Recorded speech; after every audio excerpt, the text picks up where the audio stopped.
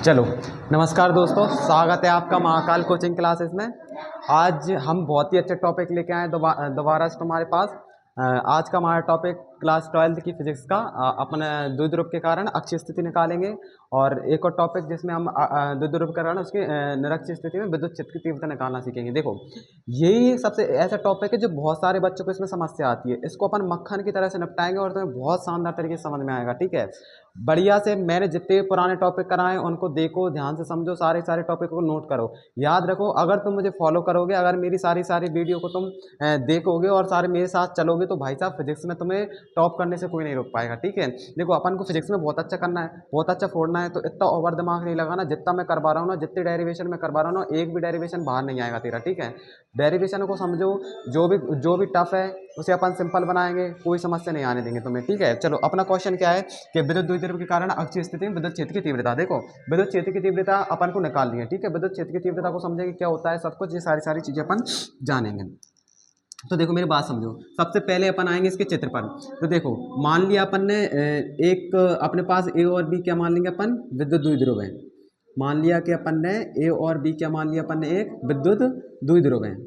ठीक है, क्या मान लिया अपन ने, ए और बी अपन ने क्या मान लिया, विद्युत द्विध्रुव है। ठीक है, इनके बीच की दूरी जो अपन मानना है, जैसे मान लो इनका जो मध्य बिंदु हो जाएगा ओ हो जाएगा, और इनकी जो बीच की दूरी वो कितनी हो जाएगी, एल एल हो जाएगी, और कुल दूरी अपन क्या मान लेंगे, 2l मान लेंगे। ये समझ में आ रही मेरी बात सारी कि अपन ने क्या मान लिया, दो विद्युत द्विध्रुव ले लिए, ए और बी ले लिया, इनकी मध्य बिंदु अपन ने ओ मान लिया, दो इनकी बीच की दूरी अपन ने एल और एल मान ली, कुल दूरी अपने पास कितनी आ गई, 2l आ गई। ठीक है, अब इससे आर दूरी पर अपन क्या चलना है, एक बिंदु अपन के, इससे आर दूरी पर एक बिंदु अपन ने क्या ले लिया, पी ले लिया। इससे आर दूरी पर अपन ने क्या ले लिया, अक्षीय स्थिति में। देखो ये अपन कौन सी स्थिति में, इससे आर दूरी पर अक्षीय स्थिति में हमने एक बिंदु पी माना है, और जिस पर हमें क्या निकालना है, विद्युत क्षेत्र की तीव्रता निकालनी है। जिस पर हमें क्या निकालना है, विद्युत क्षेत्र की तीव्रताएं निकालनी है। बात समझ में आ रही मेरी, क्या आ रही समझ में, जो सारा मैंने समझाया उसे समझो। तो देखो मतलब कि हमने क्या माना है, एक विद्युत ध्रुव ए भी माना है। ठीक है, इनके बीच की दूरी अपन ने कितनी, इनका मध्य बिंदु ओ मान लिया, इनकी बीच की दूरी अपन ने कितनी, एल और एल ले ली। ठीक है, और कुल दूरी अपने पास 2l हो गई।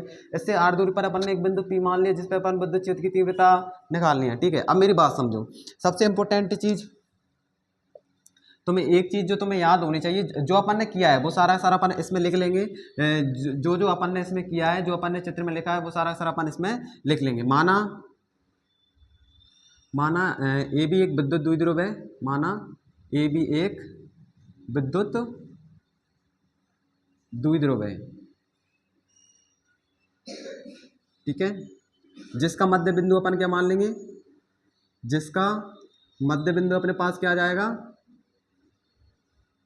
मध्य बिंदु O है, तथा इनके बीच की दूरी कितनी है अपनी, इनके बीच की दूरी 2l है, बीच की दूरी 2l है। जिससे r दूरी पर, जिससे r दूरी पर, ठीक है, जिससे r दूरी पर एक बिंदु P है, जिस पर हमें विद्युत क्षेत्र की तीव्रता ज्ञात करनी है, जिस पर हमें विद्युत क्षेत्र की तीव्रता, जिस पर हमें विद्युत क्षेत्र की तीव्रता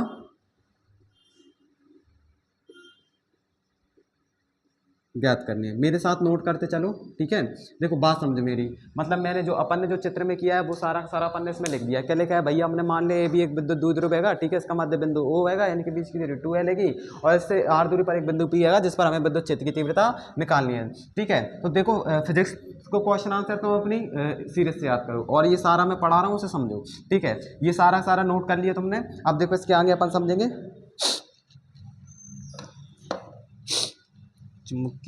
देखो ये सारा तुमने नोट कर लिया होगा। अब इसके बाद जो अपन नोट करेंगे, देखो और एक चीज़ और नोट कर लो, इस पर मान लेंगे अपन क्या, इस पर मान लेंगे अपन एक प्लस क्यू आवेश है, और इस पर अपन मान लेंगे कौन सा आवेश हो गया अपने पास, माइनस क्यू। ठीक है, इससे इन पर अपन कौन से मान लेंगे, एक पर अपने पास प्लस क्यू आवेश स्थित हो जाएगा, और एक पर ठीक है एक विद्युत द्विध्रुव है, यहाँ पे इसको ऐड कर दो। ठीक है, जिन पर प्लस क्यू तथा माइनस क्यू आवेश स्थित हैं।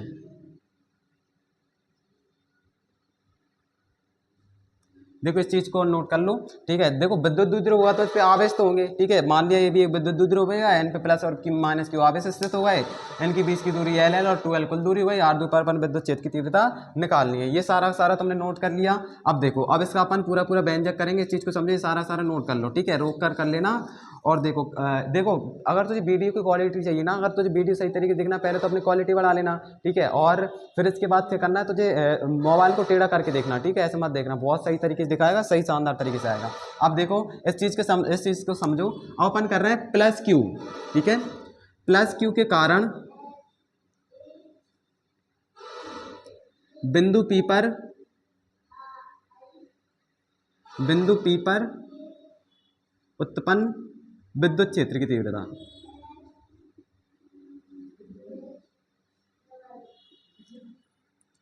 प्लस क्यू के कारण बिंदु पी पर उत्पन्न विद्युत क्षेत्र की तीव्रता। तो देखो विद्युत क्षेत्र की तीव्रता तुम याद रखो क्या होता है, E बराबर 1/4 पाई एप्स नॉट और एक अपने पास का जाएगा नियतांक और Q/r²। ये तुम्हें फॉर्मूला याद करना पड़ेगा। ओवर दिमाग मत लगाओ कि कहाँ से आ रहा है, क्या हो रहा है, ये कुछ नहीं समझना। ये समझना है कि विद्युत क्षेत्र की तीव्रता होती है और इसका एक फॉर्मूला होता है, क्या होता है, E बराबर 1/4 पाई एप्स नॉट, इसको एप्स नॉट बोलेंगे, ये Q हो जाएगा एक नियतांक और Q/, अपने पास क्या आ जाएगा r², ठीक है। तो इसी से चलेंगे। इसको अपन देखो पहले के लाने निकालना है, मतलब एक लाने निकालना है, तो इसको क्या मान लेंगे, E1 मान लेंगे, ठीक है। तो देखो E1 बराबर 1/4 पाई एप्स नॉट Q/r², बस इसका मान रखेंगे अपन, तो क्या आ जाएगा, E बराबर 1/4 पाई एप्स नॉट, ये सब कुछ ऐसा कैसा चलेगा, और K अपना ऐसा, यहाँ पे K ऐसा नियतांक भी चलेगा, अपने पास Q आवेश वही चलेगा। लेकिन इसमें जो दूरी है प्लस क्यू निकालना है। देखो मेरी बात को ध्यान से समझो, अपन क्या निकालना है, प्लस क्यू निकालना है ना। देखो अपन क्या निकालना है, प्लस क्यू निकालना है। तो देखो प्लस क्यू क्या है, अपने बिंदु O से और बिंदु P तक की जो दूरी है वो कितनी है, r है। बिंदु O से और जो P तक की जो दूरी है वो कितनी है, अपने पास r है, ठीक है। तो अपन को सिर्फ कहाँ से कहाँ तक की चाहिए, यहाँ से और यहाँ तक की दूरी चाहिए। तो यहाँ से यहाँ तक की दूरी चाहिए, इसके लाने अपन क्या करेंगे, मतलब देखो कुल दूरी अपने पास इतनी है, अपन को चाहिए इतनी, है ना। देखो मेरे पास, इस चीज़ को अच्छे से समझो कि मेरे पास टोटल दूरी यहाँ से लेके यहाँ तक की है और अपन को सिर्फ चाहिए, उसमें अपन को कितनी चाहिए, इतनी चाहिए, है ना। तो अपन को सिर्फ इतना हटाना है। तो मतलब कि मैं कैसे निकाल सकता हूँ, यानी मैं टोटल दूरी निकालूंगा, तो इसमें से मतलब मुझे AP निकालना है, यानी मुझे यहाँ से लेके आता है, यानी प्लस क्यू के कारण जो अपन विद्युत क्षेत्र की तीव्रता इतनी दूरी आएगी। तो इसमें से मैं क्या करूंगा कि टोटल r है और इसमें से मैं एक l घटा दूंगा, यानी यहाँ से लेके यहाँ तक की r है, तो ये इतना हटा दूंगा, तो मेरे पास कितना बच जाएगा, r - l बच जाएगा। देखो बात समझ में आनी चाहिए। तो ये क्या हो जाएगा, r - l का होल स्क्वायर। इसी प्रकार माइनस क्यू के कारण, माइनस क्यू आवेश के कारण, है ना, या माइनस क्यू आवेश के कारण बिंदु P पर विद्युत क्षेत्र की तीव्रता। अभी अपन ने पहले प्लस से निकालेंगे, अब अपन किससे निकालेंगे, बिंदु P पर विद्युत क्षेत्र की तीव्रता। पहले प्लस से निकाल लिया, अब किससे निकालेंगे अपन, माइनस से। तो E बराबर, तो अपने इसे A2 मान लेंगे, वही विद्युत क्षेत्र की तीव्रता का 1/4 पाई एप्स नॉट और F नॉट इंटू K, और क्या हो जाएगा अपने पास Q/r²। यही फॉर्मूला होता है। इसमें क्या रखेंगे, E2 बराबर 1/4 पाई एप्स नॉट और Q, इसमें दूरी देखो, इसमें दूरी हमें कौन सी चाहिए, यहाँ से लेके यहाँ तक की, माइनस क्यू यहाँ पे है तो यहाँ से लेके यहाँ तक की दूरी चाहिए। मेरे पास r यहाँ से लेके यहाँ तक की है और मैं इसमें इतना और चल जाऊँ, मैं इसमें l और जोड़ लूंगा, तो मेरे पास कितनी निकल आई, यहाँ से तो कुल दूरी निकल आई। तो देखो ये कितना हो जाएगा, r+l का होल स्क्वायर। मेरी बात समझ में आ रही है मैं क्या कह रहा हूँ, मतलब पहले अपन ने E1 निकाल लिया, विद्युत क्षेत्र की तीव्रता, E2 निकाल लिया, सब तुम्हें याद कर रखना है, दूरी रखना है कि भाई मैं यहाँ से लेके यहाँ तक निकालूंगा तो मैं इसमें से इसको घटा दूंगा, और यहाँ से लेके यहाँ तक निकालूंगा तो इसमें इसको मैं जोड़ दूंगा। इस चीज को नोट कर लो, ठीक है, दोनों तीव्रताएं निकालनी। अब देखो नोट कर लो इसको।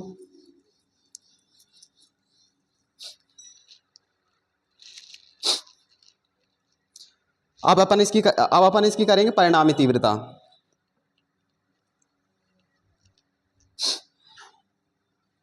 नोट कर लिया सबने। देखो अब अपन इसकी क्या निकालेंगे, परिणामी तीव्रता निकालेंगे। बात को समझो ध्यान से। अब इसकी जो निकलेगी अपने पास परिणामी तीव्रता, परिणामी तीव्रता क्या होती है, E बराबर E1 माइनस E2, सिंपल सी बात, ठीक है। परिणामी तीव्रता निकालेंगे, कैसे निकालेंगे, E बराबर E1 माइनस E2। तो देखो E बराबर E1 का मान हमारे पास क्या है, 1/4 पाई एप्स नॉट और K, और यहाँ पे अपने पास क्या है, Q/r²। यहाँ पे कितना लिया था, r-l का स्क्वायर, माइनस E2 क्या निकाला था अपन ने, 1/4 पाई एप्स नॉट, ठीक है, और K, और इसको क्या निकाला था, Q/ अपन ने मतलब कि r+ K आर प्लस का एल स्क्वायर का क्या हो जाएगा अपने पास होल स्क्वायर। ये दोनों दोनों अपने परिणामी तीव्रता निकालने, तो हमने ई1 का जो मान पहले निकाला था और ई2 का मान, ये दोनों अपन रख दिए। ये सारी चीजें जो कॉमन आ रही है इन्हें क्या कर लेंगे अपन, बाहर निकालेंगे। ठीक है, जो सारी चीजें कॉमन आ रही है उन्हें क्या करेंगे अपन, बाहर निकालेंगे। देखो ई बराबर ये 1/4π इसके पास भी है, क्यू भी इसके पास है, 1/4π इसके पास भी है और क्यू भी इसके पास है। तो जैसे ही अपन बाहर निकालेंगे तो 1/4π और के और क्यू अपन ने बाहर निकाली है, तो यहाँ पे क्या बचेगा, 1/r - l का होल स्क्वायर बचेगा यहाँ पे। ठीक है, और माइनस यहाँ पे क्या बचेगा अपने पास, 1/r+l का होल स्क्वायर बचेगा। ये मेरी बात समझ में आ रही है, मैं कैसे बचा रहा हूँ, आना चाहिए। देखो यार, तुम अगर 12th में आ गए तो इतने तो टैलेंटेड हो गई तुम, है ना। तो ई बराबर अपने पास क्या आ जाएगा, 1/4π आ जाएगा और के का क्या आ जाएगा, क्यू ऐसा का। इसकी सारी कैलकुलेशन तुम किससे निकालोगे, मैथ से। ठीक है, कैसे निकालेंगे, देखो ये अपने पास है, ऐसे कर लो, या तो इन दोनों का गुणा कर लो, इसका इधर कर लो, इसका इधर कर लो। तो देखो इसका अपन गुणा करेंगे तो अपने पास क्या निकलेगा, देखो इसका अगर मैं गुणा करूंगा तो क्या निकलेगा, r - l का होल स्क्वायर और r+l का होल स्क्वायर, और इसका इधर गुणा कर दो, इसका इधर गुणा कर दो, इसका इधर गुणा करेंगे यानी r+l का होल स्क्वायर और माइनस r - l का होल स्क्वायर। ये बात मेरी समझ में आ रही है कि नहीं आ रही। ठीक है, इतना नोट कर लो। अब देखो मैं आगे बता रहा हूँ कैसे होगा।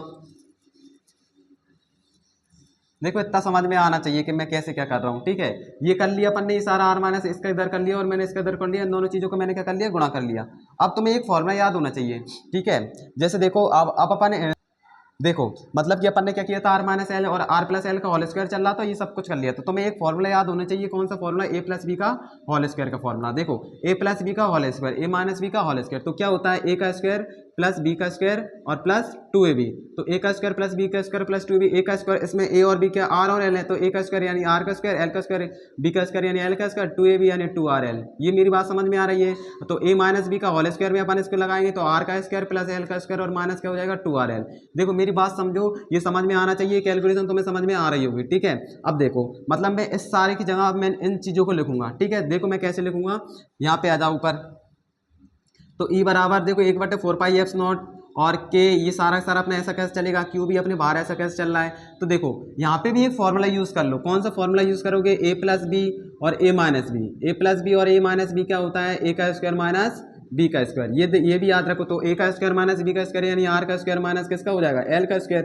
ठीक है, और इनका स्क्वायर, इन दोनों का स्क्वायर है तो अपन ने उसके ऊपर स्क्वायर लगा दिया। ऐसे देखो, तो इनकी जगह अब मैं इन दोनों की जगह किन चीज़ों को लिखूंगा, इन चीज़ों को। तो ये मैं लिखूंगा आर स्क्वायर प्लस के एल स्क्वायर और प्लस का क्या हो जाएगा अपने पास 2rl, और माइनस यहाँ पे क्या लिखूंगा मैं, आर स्क्वायर प्लस के एल स्क्वायर और माइनस के क्या हो जाएगा 2rl।